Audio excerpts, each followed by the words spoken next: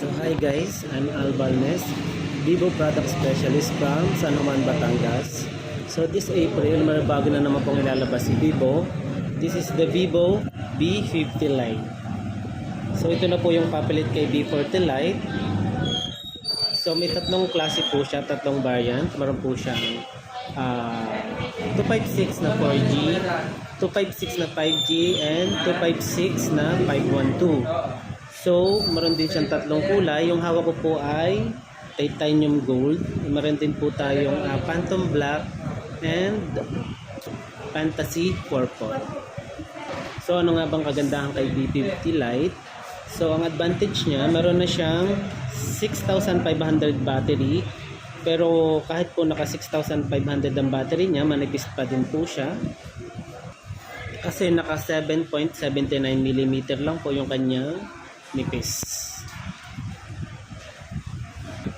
And then kahit po siya ay naka 6,500 yung battery, meron po siyang 90 plus charge na po siya. So kagandahan pa din po sa kanyang battery, meron na po siyang Blue Bolt battery. Ibig sabihin po nun, safe po ang ating battery within 5 years. Hindi po siya basta babagsak ang kanyang battery percentage. Kasi meron siyang 24 layer protection.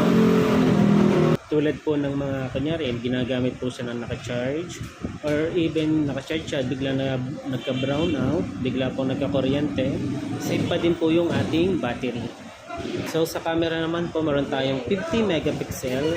Malinaw po yung camera niya kasi ginamitan po siya ng Sony IMX882. And then sa volume naman po, mas pinalakas po siya kasi meron siyang 400 volume with dual speaker. So sa RAM naman po, meron tayong sa 4G 12 plus 12 plus 256, and sa 5G meron naman po tayong 12 plus 12 plus 512.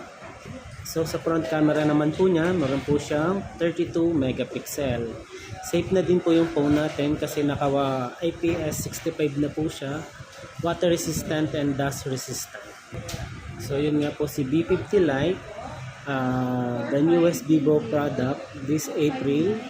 So kahit naka 6,500 yung battery niya, manipis pa din po siya. And sobrang bilis mag-charge kasi naka 90 watts plus charge na po siya.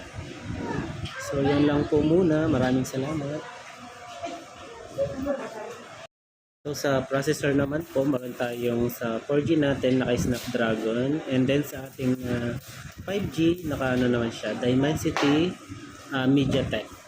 So kagandahan din po kay Vivo B50 Lite, ang kanyang battery 6,500, meron po siyang reverse charging. Pwede nyo pong kunin yung battery niya. Kunyari dalawa yung phone nyo, pwede nyo siyang gawing power bank. Basta meron lang po tayong cable na Type C to Type C.